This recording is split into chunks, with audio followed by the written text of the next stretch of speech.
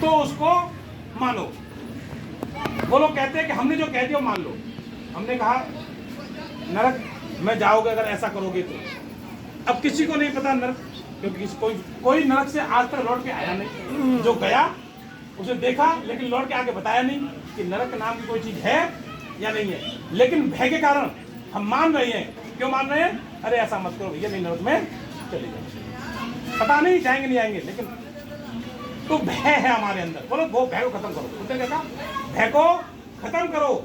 ऐसा कोई व्यवधान प्रावधान नहीं है कि मरने के बाद नरक या स्वर्ग का कॉन्सेप्ट है।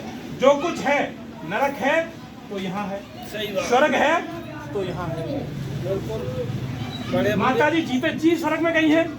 करते जी बड़े बूढ़े यूं के करें कि हवा नाम धरो या जग में तेरत है या सब नर नारी और जी। प्रत्यक्ष काव ने देखो ना है जी ऐसी भूलने में भावदारी।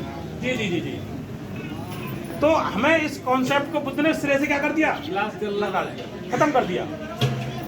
ये ऐसा कोई कॉन्सेप्ट नहीं है जहाँ स्वर्ग नरक का डर हो।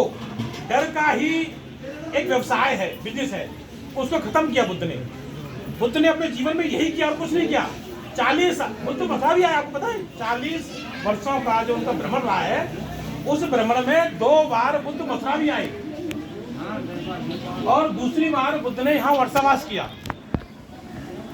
बुद्ध ने जो इस समय गोवर्धन पर्वत है वो उर्मुंड पर्वत हुआ करता था उस समय, क्योंकि वहाँ गायों का बड़ा व्यवसाय यहाँ चलता था। बुद्ध ने आके उसको रोका और वर्षावास किया। 3 महीने वर्षा के दिनों के 3 महीने उन्होंने यहाँ बिताए और यहाँ के लोगों को सर मुड़वा के उनको दीक्षा दी। तो जिन लोगों ने सर मुड़वाए वो मुड़िया कहलाए और तभी से मुड़िया पुनः कार्यक्रम शुरू हुआ। मथुरा जिले का मुड़िया पुनः कार्यक्रम आपका है, आपसे इसको छीन लिया गया है। तो मुड़िया पुनः विशेष तौर पर बुद्ध के जीवन की घटना है, उसको आपको मनाना चाहिए। जैसे बुद्ध जयंती मनाते हो ऐसे ही आषाढ़ी पूर्णिमा या मुड़िया पूर्णिमा भी आपको मनानी चाहिए। मथुरा वालों के लिए विशेष तौर पर हम लोग बड़े भागी हैं कि बुद्ध यहाँ पर आए, उनके चरण यहाँ पर पड़े। हम लोग ही ना जाने है जी, हम लोग ही नहीं जाते। कहाँ पर हम लोग नहीं आते? रूप बदल दिया ना हम लोगों ने। हमारे जो बुद्ध के विरोधी थे उन लोगों ने रूप बदल दिया। बाकी हमारा है मुड़िया पूर्णिमा कार्यक्रम और उसे हमें बड़े तौर पर, अच्छे तौर पर उसको हमें सेलिब्रेट करना चाहिए। बुद्ध के जीवन में एक घटना ऐसी भी आती है। एक राजा थे, तो राजा के जो पिताजी थे वो मर गए। तो उन्होंने कहा बुद्ध से कि बुद्ध, हमारे पिताजी की जो आत्मा है उसकी शांति के लिए पूजा रखिए, है ना, एक हवन यज्ञ कराना चाहते हैं। तो हम चाहते हैं कि इस काम को आप करें जिससे कि उनकी आत्मा को शांति मिले। तो बुद्ध ने ठीक है महाराज, कल आप नदी किनारे आ जाइएगा और 2 घड़े ले आइएगा। क्या ले आइएगा? 2 घड़े। एक घड़े में कंकड़ पत्थर भर लाना और एक घड़े में देसी घी भर के ले आना। कल आपकी चित्त की शांति के लिए, आत्मा की शांति के लिए करेंगे वहाँ नदी किनारे। तो अब राजा ने मंगा लिए दोनों घड़े और आ गए अपने परिवार के साथ। बोले महाराज आप ये घड़ा उठाइए, कौन सा वाला? कंकड़ पत्थर वाला घड़ा उठाइए और नदी में जाइए, उसको तोड़िए। राजा गए घड़े को लेके नदी में और उसको तोड़ दिए। जो कंकड़ पत्थर थे वो क्या हो गए? नीचे बैठ गए। बोले महाराज आप इस घड़े को उठाइए। कौन से वाले को? घी वाले को। इसको जाकर अब राजा बोले ये कैसी पूजा है, ये कैसा संस्कार है? पर फिर भी बुद्ध ने कहा है तो मानना तो पड़ेगा। बुद्ध तो सबसे ज्ञाता है। तो उन्होंने उसको क्या किया? तोड़ दिया। कंकड़ पत्थर नीचे बैठ के और घी पानी के ऊपर चलने लगे। बोले राजन, किसी की आत्मा शांति वहां नहीं होती है, जो कुछ होता है यहाँ होता है। कर्म ही आत्म शांति करते हैं। जिनके कर्म बुरे होते हैं वो इस तरह बैठ जाते हैं जैसे कंकड़ पत्थर बैठ गए, और जिनके कर्म बहुत अच्छे होते हैं वो पानी की तरह, घी की तरह ऊपर तैरते हैं। तो पूजा पाठ से या हवन यज्ञ से किसी की आत्मा शांति नहीं होती है। ऐसी एक और घटना आती है कि पिंडदान आपने देखा होगा, पिंडदान करते हैं।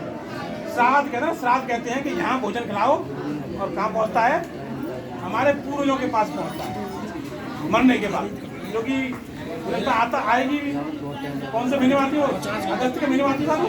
श्राद्ध डालते कब आते, जुलाई हैं, सितंबर अक्टूबर के आसपास श्राद्ध डालते हम लोग। तो कौओं को भोजन खाते हैं उसमें ना। इसके लिए तुम्हारे कई महापुरुषों ने, यहाँ तो आप कबीर को ले लो और नानक को ले लो। कबीर ने कहा जिंदा बाप कोई ना पूजे, मरे बाप पुजवाए, और एक मुट्ठी चावल लेके कौआ को बाप बना। कबीरदास जी ने कहा। नानक जी के जीवन की घटना निकल के आती है। एक बार वो नदी में स्नान करने गई तो एक व्यक्ति वहां पर वो फूस लेके और जल चढ़ा रहा था पितरों को, ऐसे करके जल चढ़ा रहा था। तो नानक जी ने पूछा भाई क्या कर रहे हो? बोले अपने पितरों को पानी पिला रहा हूँ। वो कहाँ है तुम्हारे पितर कहाँ है? बोला वो तो मर गए। बोले अच्छा। तो वो भी नदी में गए और पानी को ऐसे मुट्ठी में लिया, फेंकने लग गए, ऐसे फेंकने लग गए उस पानी को। बोले गुरुदेव आप क्या कर रहे हो? बोले अपने खेतों को पानी दे रहा हूँ। अमृतसर में पानी फेंक रहे हैं, खेत कहाँ है आपके? बोले पंजाब में है। बोले अमृतसर से पानी धो पंजाब में कैसे पहुंचेंगे? बोले जैसे तुम्हारे पितरों को तुम पानी पिला रहे हो, जैसे यहाँ से हमको पहुंच रहा है, पानी पहुंच जाएगा। तो ये सब क्या है? ये सब हमारे महापुरुषों ने हमें सिखाने का प्रयास किया है कि ये सब कुछ नहीं है। ये जो व्यवस्थाएं बनाई गई हैं ये इन्होंने अपने लाभ के लिए बनाई हैं। उस समय क्या होता था, जो श्राद्ध होते थे उस समय ब्राह्मण भोज हुआ करते थे, उनको भोजन कराओ के वो अपने खाने का इंतजाम किया और इसका कोई लाभ हमारे ना तो पूर्वजों को मिलता है ना किसी को। तो ये जो घटनाएं हैं ये सब बुद्ध से ली गई घटनाएं हैं, बुद्ध से लिया गया ज्ञान है। हमें भी इन बुद्ध के ज्ञान को अपनाते हुए आज पहली बार इस परिवार ने ऐसा कार्यक्रम किया। हम इस परिवार के मंगल के लिए, इस परिवार के बच्चों के बुजुर्गों के मंगल के लिए कार्यक्रम किया। आप लोगों ने ऐसा कार्यक्रम कराया, इसके लिए विशेष साधुवाद।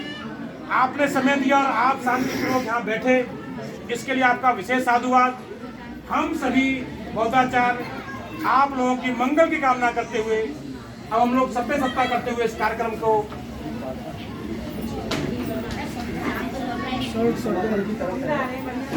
समापन की तरफ जाता है। कहा है जो हमारी टीम जो गाड़ी सब सुबह अभी जो हमने बोला स्टार्ट में